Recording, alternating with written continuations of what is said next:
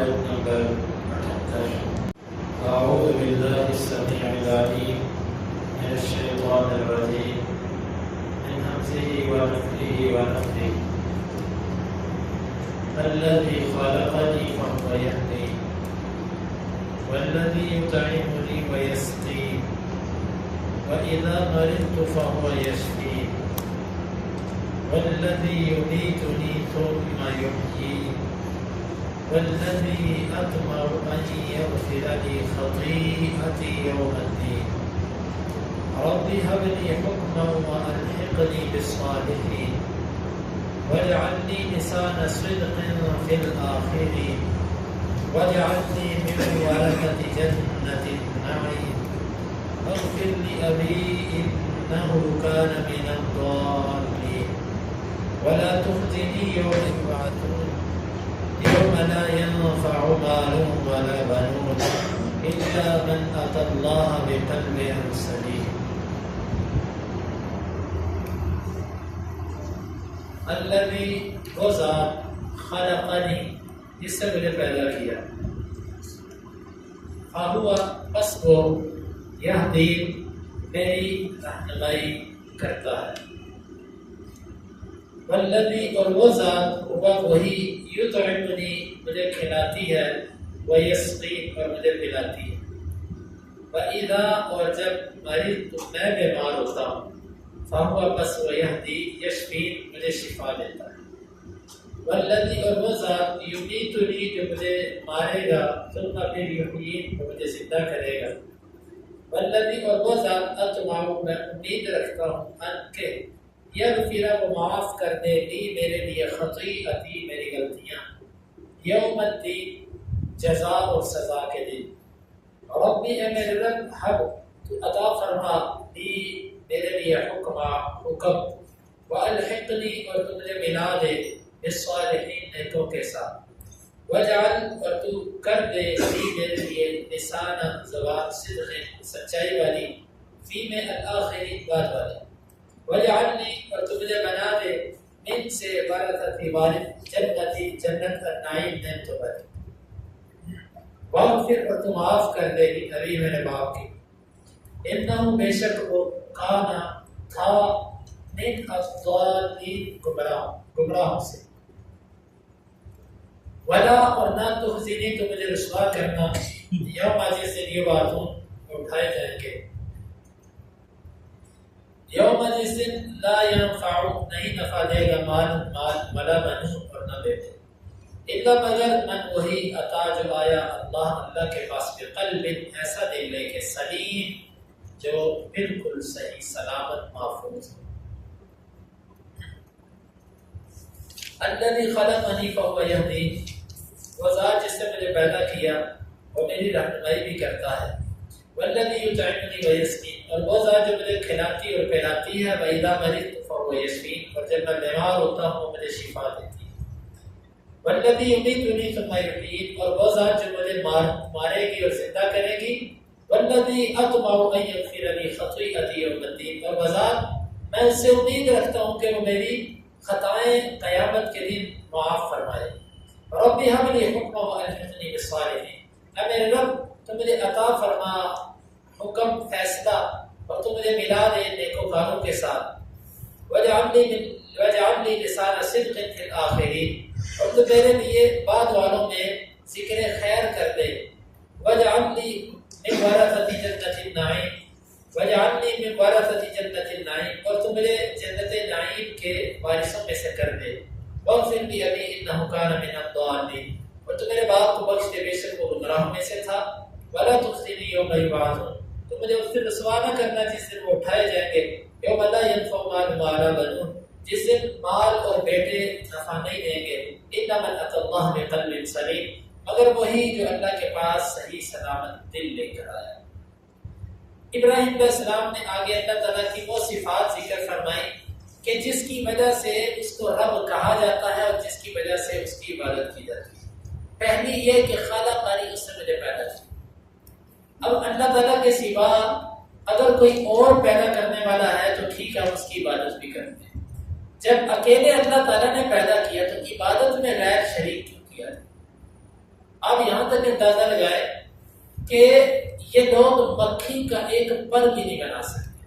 مکھی کا پر بنانا تو دور کی بات، اللہ کی بنائی ہوئی روزی ان کے سامنے پڑی ہو، ان کی آنکھوں کے سامنے مکھی اس سے کچھ اٹھا کے لے جائے، یہ مائی کا لال کوئی ایسا نہیں کہ اس مکھی کے پیچھے دوڑ کے وہ روزی چھڑا کے لے جائے.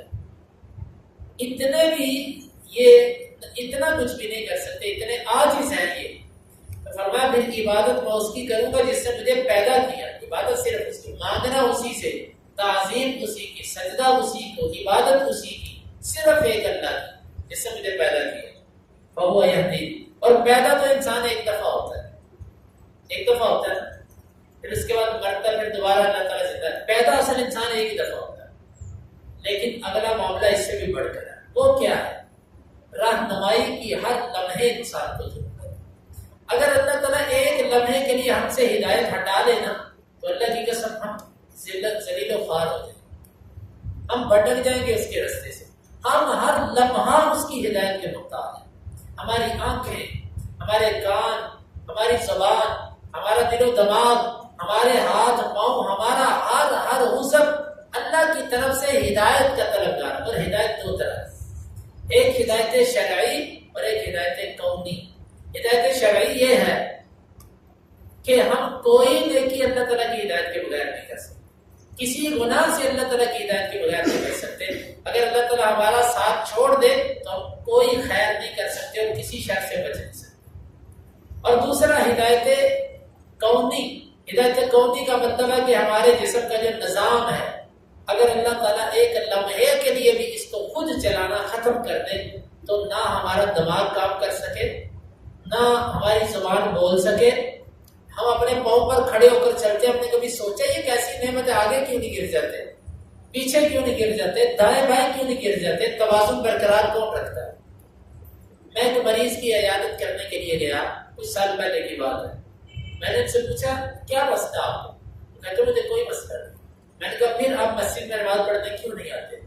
وہ کہنے لگے وہ جو چلنے کا طریقہ تھا نا، میرے ذہن سے وہ بھول گیا میں چلتے کیسے. آپ اندازہ کیجئے کہ اللہ کی کون کون سی نعمت ہے. ہم اسی لیے اللہ نے فرمایا کہ بھائی تعودوا نعمت اللہ لا تحصوها. آپ چل پھر لیتے ہو، آپ آنکھیں کھول لیتے ہو، آپ سانس لیتے ہو، کانوں سے سن لیتے ہو. آپ نے کبھی سوچا ہی نہیں کہ آپ پر اللہ تعالیٰ کے ہر وقت کتنے انعامات ہیں. انسان تو ہر وقت بھی اللہ کے لیے شکر کرتا رہے، سجدے میں پڑا رہے تو شکر ادا نہیں ہوتا. اتنی نعمتیں. فہو یہدین. وہ میری رہنمائی کرتا ہے. کون ہے ایسا معبود جو میری ہر وقت حفاظت کرتا ہو، ہر وقت مجھے میرے نظام کو ہدایات جاری کرتا ہوں، میرے دل کو کہتا ہوں تو اس کے خون کو پمپ کر، میرے دماغ کو کہتا ہوں سارے جسم کو احکامات نافذ کر، میرے قدموں کو کہتا ہوں تو ایسے چل، میرے ہاتھوں کو، میری آنکھوں کو. میری کون ہے اللہ کے سوا؟ کوئی نہیں. والذی هو یطعمنی ویسقین. اور ایک اور بات، انسان کھانے اور پینے کا محتاج ہے. وہ اللہ وہ ہے جو مجھے کھلاتا بھی اور پلاتا بھی. اللہ کی قسم کبھی کبھار پانی پیتے وقت اللہ تعالیٰ دل میں یہ بات ڈالتے ہیں یہ پانی کیا چیز ہے؟ کبھی سوچا ہے؟ پیاس لگی ہے پانی ڈالو، پی گئے. کبھی ہم نے سوچا یہ پانی کیا چیز ہے؟ یہ اللہ تعالیٰ کی بہت بڑی نعمت. ہم کبھی اس پر غور کریں، کیا پیتے ہیں پیاس ختم ہو گئی. اس پانی کے بغیر کوئی چیز ہماری پیاس نہیں بجھا سکتی. اور کھانا کیا چیز ہے؟ ہم نے کھایا پیٹ بھر گیا. یہ کہاں سے نکلی ساری چیزیں؟ آرام سے موٹر کا بٹن چلایا، اسے زمین سے پانی کھینچ دیا. آرام سے گندم آئی، آٹا پسوایا، ہم کھاتے. کبھی سوچا یہ نظام کہاں سے چلا؟ فلانا پھل لے آؤ، اتنا لے آؤ، فلانی چیز لے آؤ. کبھی کھانے سے پہلے تھوڑا سا سوچا ہے یہ کیا نظام ہے اللہ تعالیٰ میں یہ کہاں سے دے رہا ہے؟ یہ صرف اور صرف ایک اللہ رب العزت ہے جو ایک پانی ہر قسم کی سبزی کو لگاتا ہے. ہر سبزی کی خوشبو، اس کا ذائقہ، اس کی افادیت دوسرے سے. اندازہ لگاؤ، ایک ہی پانی سب کو لگتا ہے. سیب کی افادیت اپنی جگہ اور باقی پھلوں کی افادیت اپنی جگہ. ہر پھل کی تاثیر، اس کے رنگ، اس کے ذائقے، اس کی افادیت، ہر چیز میں فرق پڑتا ہے. کیسا نظام ہے یہ اللہ رب العزت. اور وہ میرا رب وہ مجھے کھلاتا بھی ہے اور پلاتا بھی ہے. وَإِذَا مَرِضْتُ فَهُوَ يَشْفِينِ. اور جب میں بیمار ہوتا ہوں تو وہ مجھے شفا بھی دیتا ہے. یہ ابراہیم علیہ السلام کا ادب ہے اللہ تعالیٰ کے ساتھ کہ بیمار میں ہوتا ہوں. بیماری کی نسبت اپنی طرف کی، حالانکہ بیمار بھی کون کرتا ہے؟ اللہ تعالیٰ. لیکن ادب یہ ہوتا ہے کہ انسان اللہ کی طرف برائی کی نسبت نہ کرے. اگرچہ شیطان کو بھی اللہ نے پیدا کیا، لیکن یوں نہیں کہنا چاہیے خالق الشیطان.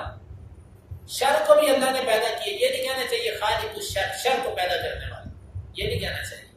پیدا اللہ تعالیٰ نے کیا، لیکن ادب کا تقاضا یہ ہے کہ شر کی نسبت اللہ کی طرف نہ کی. جس طرح کہ نبی صلی اللہ علیہ وسلم نے حدیث میں بھی آتا ہے بشر لیس الیک، شر کی نسبت تیری طرف نہیں کی جائے. لیکن ہمارے ہاں یہ ہوتا ہے الٹ چلتا رہتا. کوئی نقصان ہو جائے ہم کہتے ہیں بس اللہ کا حکم، اللہ کی طرف سے.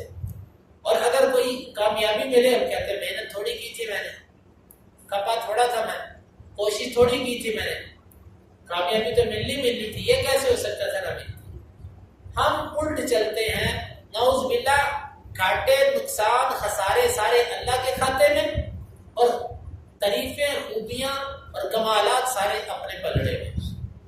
اچھی چیز میری طرف، نعوذ باللہ، اور بری چیز اللہ رب العزت کی طرف. اور یہی ہمارا اللہ کے راستے میں خرچ کرنے کا مزاج بھی ایسا ہے. جو چیز، جو کپڑا پہننے کے قابل نہ رہے، چلو یہ اللہ کے راستے میں. جو چیز خود اچھی نہ لگے، چلو پھر اللہ نرائی دے. یہ نظام ہے ہمارا. لیکن جن لوگوں کے دلوں میں اللہ تعالیٰ کا ادب ہوتا ہے وہ ایسا نہیں کرتے. وَالَّذِي يُمِيتُنِي ثُمَّ يُحْيِينِ. اور وہ ذات جو مجھے مارے گی اور زندہ کرے. کون ہے جو مجھے اللہ کے سوا مار سکتا ہے؟ کون ہے جو مجھے اللہ کے سوا زندہ کر سکتا ہے؟ کوئی بھی نہیں کر سکتا. وَالَّذِي أَطْمَعُ أَن يَغْفِرَ لِي خَطِيئَتِي يَوْمَ الدِّينِ. اور میں اس سے امید رکھتا ہوں کہ وہ قیامت کے دن میرے گناہوں کو معاف کر دے. یہ ابراہیم علیہ السلام کی تواضع، عاجزی، انکساری دیکھے. نبی ہیں نبی، اور نبیوں کے گناہ نہیں رہتے. لیکن عاجزی اور تواضع کا عالم یہ ہے کہ اللہ سے کہہ رہے ہیں کہ اللہ میں امید رکھتا ہوں، اور یہ نہیں کہا مجھے یقین ہے تو مجھے معاف کرے ہی کرے. اللہ کے سامنے انسان جتنا عاجز ہو اتنا وہ اللہ کے ہاں اس کا مرتبہ زیادہ ہوتا ہے. اللہ میں امید رکھتا ہوں کہ تو میرے گناہ معاف کر دے. اس کا یہ مطلب نہیں کہ ان کو اللہ تعالیٰ پر یقین نہیں کر، یقین تھا، لیکن یہ لوگوں کو کہہ رہے ہیں کہ میں اپنے اللہ سے یہ امید رکھتا ہوں کہ وہ مجھے معاف کر دے. یہ نہیں کہا مجھے یقین ہے. اس طرح کے بعض صوفیہ اور بعض لوگ کہتے ہیں جنت تو ہے ہی ہمارے لیے، اللہ کیسے نہ معاف کرے گا، ہمیں نعوذ باللہ. تو یہ ابراہیم علیہ السلام نے ایک طرف اپنی عاجزی کا اظہار کیا، بڑی تواضع کے ساتھ کہا کہ میں امید رکھتا ہوں اللہ میرے گناہ معاف کر دے، حالانکہ نبیوں کے گناہ نہیں. تو دوسری بات یہ ادب بھی سکھایا کہ میری کمیاں کوتاہیاں اللہ معاف کر سکتا ہے، اللہ کے سوا کوئی دنیا کے اندر معافی دینے والا نہیں. رب هب لي حکما والحقنی بالصالحین. پھر آخر میں اللہ سے دعا کی اللہ مجھے حکم عطا فرما. حکم سے مراد قوت فیصلہ. یا اللہ میں تیرے دین کے معاملے میں، دنیا کے معاملے میں جو بھی فیصلہ کروں اچھا فیصلہ کروں. بہت سارے ایسے لوگ ہوتے ہیں وہ بیچارے اچھے ہوتے ہیں لیکن ان میں قوت فیصلہ نہیں ہوتی، فیصلہ کرنے کی قوت اور صلاحیت اور استعداد نہیں ہوتی. یہ بھی اللہ کی دی ہوئی صلاحیت ہوتی ہے. مانگنا چاہیے اللہ سے، اللہ سے ہر چیز مانگا کرو. عبداللہ بن عمر رضی اللہ عنہ کہتے ہیں میں اللہ سے ہر چیز مانگتا ہوں.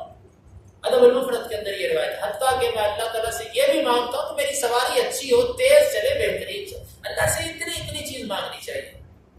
یہ بھی مانگا کرو کہ اللہ میری نظر ٹھیک ہو جائے، یا اللہ میرا معدہ ٹھیک رہے، یا اللہ میرا جسم ٹھیک رہے، یا اللہ میری اور ایک چیز مانگا کرو. یا اللہ میرے جسم میں کہیں درد نہ ہو، یا اللہ میری گاڑی ٹھیک رہے، میری فلاں، ہر چیز اللہ سے مانگنی چاہیے. تو یہ ابراہیم علیہ السلام کہہ رہے ہیں کہ میں اللہ تعالی سے حکم قوت فیصلہ مانگتا ہوں کہ میں صحیح فیصلہ کر سکوں. والحقنی بالصالحین. اور اللہ تو مجھے نیکوں سے ملا دینا. مطلب کہ کل کو جب مجھے موت آئے تو ایسی موت ہو کہ جس موت سے انسان نیکوں سے جا ملتا ہے. یہی نبیوں کی دعا رہی ہے، اور یہی نبی صلی اللہ علیہ وسلم کی دعا تھی، اللہم بالرفیق الاعلی. اللہ رفیق اعلیٰ کے ساتھ. آخری کلمات آپ کے یہ تھی، اللہ مجھے اپنے پاس بلا لے، اپنے ساتھ ملا دے. تو نیکوں کے ساتھ اچھے خاتمے کی، حسن خاتمہ کی اللہ تعالیٰ سے دعا کرنی چاہیے کہ اللہ تعالیٰ ہمارا خاتمہ ایمان پر فرمائے. وجعلنی لسان صدق فی الآخرین. اور میرے اللہ بعد والے لوگ میرا ذکر خیر کریں. میرا اچھا ذکر کرے، مجھے برا بھلا نہ کہے۔ انسان کو ایسی زندگی گزارنی چاہیے کہ بعد کے لوگ اس کو اچھے کلمات سے یاد کریں، کیونکہ لوگوں کے اچھے کلمات اللہ کے ہاں گواہی بنتے ہیں۔ عمل اس نیت سے نہیں کرنا چاہیے کہ لوگ مجھے میرے مرنے کے بعد کہ بڑا نیک ہوتا تھا، کرنا اللہ کی رضا کے لیے چاہیے، لیکن اللہ سے یہ دعا کرنی چاہیے یا اللہ لوگ میرے حق میں اچھی گواہی دیں، کیونکہ تیرے ہاں گواہی نوٹ کی جاتی ہے۔ چنانچہ ابراہیم علیہ السلام کی دعا ایسی قبول ہوئی، یہودی ہے، عیسائی ہے، مسلمان ہے، کوئی آسمانی مذہب ہو، وہ ابراہیم علیہ السلام کو اپنا پیشوا کہتا ہے۔ وہ کہتا ہے ابراہیم علیہ السلام ہمارے ہیں، وہ کہتا ہے ہمارے ہیں، وہ کہتا ہے ہمارے ہیں۔ کیسی دعا قبول ہوئی پھر اللہ تعالیٰ کے ہاں؟ تو انسان کو اپنے لیے ایسی دعا بھی کرنی چاہیے، اللہ لوگ مجھے اچھے لفظوں سے یاد کریں، نہ کہ کل کو جب میں مروں تو لوگ کے جان چھوٹی، اچھا ہوا مر گیا فتنہ ختم ہوا۔ یہ اچھی دعا بھی اللہ تعالیٰ سے کرنی۔ ایک اس کا معنی یہ ہے۔ دوسرا اس کا معنی مفسرین نے یہ کیا وَجْعَلْنِي لِسَانَ صِدْقٍ فِي الْآخِرِينَ کہ اللہ میرے اچھے اچھے اعمال لوگوں میں باقی رہ جائیں۔ جب باقی رہیں گے لوگ میرے اچھے اعمال سن کر وہ بھی عمل کریں گے، جب وہ عمل کریں گے تو ان کے عمل کرنے کا اجر بھی مجھے ملے گا، کیونکہ جو اسلام میں پہل کرتا ہے کسی نیکی کی، جتنے لوگ اس کی دیکھا دیکھی کرتے ہیں سب کو اس کا اجر ملتا ہے۔ ایک اس کا مطلب یہ بھی، اور اس کا تیسرا مطلب یہ بیان کیا گیا کہ اللہ تو میری اولاد میں سے آخری نبی بھی بھیجنا، محمد صلی اللہ علیہ وسلم، ساری مرادیں ہو سکتی ہیں۔ وَجْعَلْنِي مِنْ وَرَثَةِ جَنَّةِ النَّعِيمِ اے اللہ مجھے جنت کے وارثوں میں سے بنا۔ یہ دعا بھی انبیاء کی، اللہ میں وارث بنا۔ وَاغْفِرْ لِي أَبِي إِنَّهُ كَانَ مِنَ الضَّالِّينَ اور میرے باپ کو معاف کر دے، یقیناً وہ گمراہوں میں سے تھا۔ ابراہیم علیہ السلام کا باپ مشرک تھا۔ ابراہیم علیہ السلام نے اس کے لیے دعا اس وقت تک کی جب تک اللہ تعالیٰ نے یہ واضح نہیں کیا تھا کہ وہ اللہ کا دشمن ہے، اور باپ سے وعدہ کیا تھا۔ ابراہیم علیہ السلام نے دعا کی، لیکن جیسے ابراہیم علیہ السلام کو پتا چلا کہ میرا باپ پکا اللہ کا دشمن بن چکا ہے، پھر اس کے لیے دعا کرنے انہوں نے چھوڑ دی تھی۔ قرآن کہتا ہے فَلَمَّا تَبَيَّنَ لَهُ أَنَّهُ عَدُوٌّ لِلَّهِ تَبَرَّأَ مِنْهُ جب ان کو یہ پتا چلا کہ میرا باپ اللہ کا دشمن ہے، پھر اس سے بیزار ہو گئے۔ جب پتا چل جائے کہ فلاں بندہ ضد میں آ چکا ہے، پھر اس کی مغفرت کی دعا آپ نہیں کر سکتے، ہاں اس کی ہدایت کی دعا کریں۔ مشرک رشتہ دار، آپ کا بھائی ہو، آپ کا باپ ہو، آپ کا بیٹا ہو، اگر وہ مشرک ہے، غیر اللہ کو پکارتا تھا، غیر اللہ سے مانگتا تھا، غیر اللہ کے نام پہ نظر و نیاز کرتا تھا، آپ برادری کی ناک رکھنے کے لیے تو چلے جائیں گے، لیکن اللہ کو کیا منہ دکھائیں گے؟ اللہ کے سامنے کس منہ سے پیش ہوں گے؟ یہ بڑا حساس معاملہ ہے۔ ایک طرف اللہ کے لیے غیرت ہے اور ایک طرف قوم اور برادری کے رسومات اور ان کے رواج اور ان کے سامنے رکھ رکھا اور منہ دکھانا۔ اب دیکھیں گے کہ کون بندہ کس معاملے کی طرف جاتا ہے، وہ اپنے رب کو اوپر کرتا ہے کہ اپنی برادری کو اوپر کرتا ہے۔ تو ابراہیم علیہ السلام کو جیسے ہی پتا چلا باپ میرا دشمن ہے، نہیں ماننے والا، بس ٹھیک ہے، باپ سے بیزار ہو گیا۔ اللہ اس کو معاف کر دے، گمراہ میں سے تھا۔ یہ پہلے کی دعا وَلَا تُخْزِنِي يَوْمَ يُبْعَثُونَ اے اللہ جب لوگ اٹھائے جائیں اس دن مجھے رسوا نہ کرنا۔ حدیث کے اندر آتا ہے کہ ابراہیم علیہ السلام کا باپ قیامت کے دن آئے گا، اس کے منہ پر گرد و غبار اور گندگی ہوگی۔ ابراہیم علیہ السلام اس کو دیکھ کے غصے میں آئیں گے اور کہیں گے میں نے تجھے کہا نہیں تھا میری مخالفت نہ کر۔ وہ کہے گا آج میں تیری مخالفت نہیں کروں۔ ابراہیم علیہ السلام میرے اپنے رب سے کہیں گے اللہ تو نے میرے سے وعدہ کیا کہ میں تجھے رسوا نہیں کروں گا، اس سے بڑھ کے رسوائی کیا ہے کہ تو میرے اس گمراہ باپ کو جہنم میں پھینک۔ رسوائی ہے نا میرے لیے کہ لوگ کہیں گے کہ ابراہیم کا باپ ہے۔ اللہ تعالیٰ فرمائے کہ ابراہیم ہم نے جنت کافروں پر حرام کر دی۔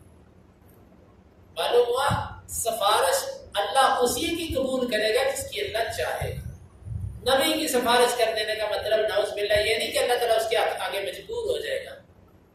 ابراہیم علیہ السلام اپنے باپ کی سفارش کر رہے ہیں، اللہ تعالیٰ کہہ رہے ہیں نا میں نے جنت تو کافروں پر حرام کر دی، کیسے تیرے باپ کو جنت میں بھیج دوں؟ ہاں یہ ہوگا، اپنے پاؤں کی طرف دیکھ۔ ابراہیم علیہ السلام پاؤں کی طرف دیکھیں گے، وہ گندا بچو بن چکا ہوگا کیچڑ کے اندر، اس کو ٹانگوں سے پکڑ کے جہنم کے اندر پھینک دیں۔ یہ احسان ابراہیم علیہ السلام کے ساتھ اللہ تعالیٰ فرمائیں گے کہ اس کی شکل بدل دیں گے، لوگوں کو پتہ نہیں چل سکے گا۔ باقی کوئی رعایت نہیں، کوئی معافی نہیں۔ ادھر تو یہ ہے کہ نبی کی آل ہیں جو مرضی کرتے پھر بخشوا کے لے جائیں، اور جی ہم تو ان کے امتی ہیں، ہماری تو سفارش بڑی پکی سفارش ہے۔ یہ سب شیطان کے دلائے ہوئے دلاسے ہیں۔ تو یوم لا ينفع مال ولا بنون، اس دن نہ مال کام آئے گا نہ بیٹے کام آئے گا، کوئی کام نہیں آئے گا اس دن، الا من اتى اللہ بقلب سلیم، جو اللہ کے پاس قلب سلیم لے کے آ گیا۔ کیسا قلب؟ جو شرک سے پانا، سے حسد، کینہ، بغض، عداوت، نفرت، اس سے اللہ تعالیٰ سے ہمیں یہ دعا کرنی چاہیے، اللہ ہمارا دل مسلمانوں کے بارے میں سلیم بنا دے، ہمارے مالک ہمیں ان مسلمانوں کے بارے میں ہمارے دلوں میں کینہ، بغض اور نفرت نہ آئے۔ یہ اللہ کی ایک بڑی نعمت ہوتی ہے بعض لوگوں پر، ان کے دلوں میں نہ کسی کے بارے میں حسد آتا ہے، نہ ان کے دلوں میں کوئی بغض، نہ عداوت اور نہ کچھ اور، مگر نہ بعض دل تو بیچارے اس گندگی سے بھرے پڑے ہوتے ہیں۔ اللہ تعالیٰ سے پناہ مانگنی چاہیے کہ یا اللہ ہمارے دلوں کو قلب سلیم بنا، جس میں ایمان ہو اور کچھ نہ ہو اس کے سوا، کفر، نفاق اور غلاظتیں، یہ گناہوں کی معاصی، اللہ اسے ہمارے دلوں کو محفوظ فرما۔ اللہ تعالیٰ سے دعا ہے اس پر عمل کی توفیق عطا فرما۔ الذی خلقنی فہو یہدین، الذی خلقنی فہو یہدین، وہ ذات جس سے مجھے پیدا کیا بس وہ میری رہنمائی بھی کرتا ہے۔ والذی یطعمنی ویسقین، الذی یطعمنی ویسقین، وہ ذات جو مجھے کھلاتی اور پلاتی ہے۔ وہ ذات جو مجھے کھلاتی اور پلاتی ہے۔ وَإِذَا مَرِضْتُ فَهُوَ يَشْفِينِ، وَإِذَا مَرِضْتُ فَهُوَ یشفین، اور جب میں بیمار ہوتا ہوں پس مجھے شفا دیتی ہے۔ اور جب میں بیمار ہوتا ہوں تو مجھے شفا دیتی ہے۔ والذی یمیتنی ثم یحیین، الذی یمیتنی ثم یحیین، وہ جو مجھے موت مارے گی اور زندہ کرے گی۔ وہ جو مجھے موت مارے گی اور زندہ کرے گی۔ والذی اطمع، والذی اطمع، اور وہ ذات میں امید کرتا ہوں، اور وہ ذات جو میں امید کرتا ہوں، ان یغفر لی خطیئتی یوم الدین، ان یغفر لی خطیئتی، کہ وہ قیامت کے دن میری خطاؤں کو معاف کر دے۔ قیامت کے دن میرے خطاؤں کو معاف کر دے۔ رب هب لی حکما والحقنی بالصالحین، رب ہب لی حکما واسقنی بالصالحین، اے رب مجھے حکم عطا فرما اور نیکوں سے ملا۔ اور رب مجھے حکم عطا فرما اور نیکوں سے ملا۔ واجعل لی لسان صدق فی الآخرین، واجعل لسان صدق فی الآخرین، اور بعد والوں میں میرے لیے ذکر خیر کر دے۔ بعد والوں کے لیے میرے ذکر خیر کر دے۔ واجعلنی من ورثۃ جنت النعیم، واجعلنی من ورثۃ جنات النعیم، اور مجھے نعمتوں والی جنت کے وارثوں میں سے بنا دے۔ مجھے نعمتوں والی جنت کے وارثوں میں سے بنا دے۔ واغفر لی ابی انہ کان من الضالین، واغفر لی ابی انہ کان من الضالین، اور بخش دے میرے باپ کو بے شک وہ گمراہوں میں سے تھا۔ بخش دے میرے باپ کو بے شک وہ گمراہوں میں سے ولا تخزنی یوم یبعثون، ولا تخزنی تخزنی، اور تو مجھے رسوا نہ کرنا جس دن وہ اٹھائے جائیں گے۔ تو مجھے رسوا نہ کرنا جس دن وہ اٹھائے جائیں گے۔ یوم لا ینفع مال ولا بنون، یوم لا ینفع مال ولا بنون، اس دن نہیں نفع دے گا کوئی مال اور نہ بیٹے، اس دن کوئی نفع نہیں دے گا، کوئی نفع مال نہ الا من اتى اللہ بقلب سلیم، الا من اتى اللہ بقلب سلیم، مگر وہ جو اللہ کے پاس لایا صحیح سلامت دل۔ مگر وہ جو اللہ کے پاس لایا صحیح سلامت۔ اللهم انفعنا بما علمتنا وعلمنا ما ينفعنا وزدنا علما، اللهم اقسم لنا من خشيتك ما يحول بيننا وبين معصيتك، ومن طاعتك ما تبلغنا به جنتك، ومن اليقين ما تهون به علينا مصائب الدنيا، متعنا اللهم بأسماعنا وأبصارنا وقوتنا أبدا ما أحييتنا، واجعله الوارث منا، واجعل ثارنا على من ظلمنا، ولا تجعل مصيبتنا في ديننا، ولا تجعل الدنيا أكبر همنا ولا مبلغ علمنا، ولا تسلط علينا من لا يرحمنا، وآخر دعوانا